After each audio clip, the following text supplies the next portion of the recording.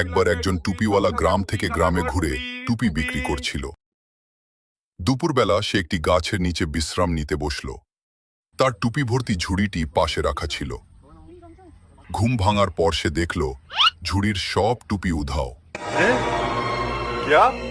উপরে গাছের ডালে অনেকগুলো বানর বসে আছে, আর প্রত্যেকের মাথায় একটি করে টুপি। টুপিওয়ালা অনেক চেষ্টা করল, কিন্তু বানরগুলো কোনোভাবেই টুপিগুলো ফেরত দিচ্ছিল না। হঠাৎ তার মাথায় একটি বুদ্ধি এলো। সে নিজের মাথার টুপিটি খুলে মাটিতে ছুঁড়ে ফেলল। বানরগুলো তার সব কাজ নকল করত, তাই তারাও নিজেদের মাথার টুপিগুলো খুলে নিচে ছুঁড়ে ফেলল। টুপিওয়ালা দ্রুত সব টুপি কুড়িয়ে নিল এবং আনন্দের সঙ্গে সেখান থেকে চলে গেল। বুদ্ধিমত্তা ও উপস্থিত বুদ্ধি দিয়ে বড় থেকে বড় সমস্যারও সমাধান করা যায়।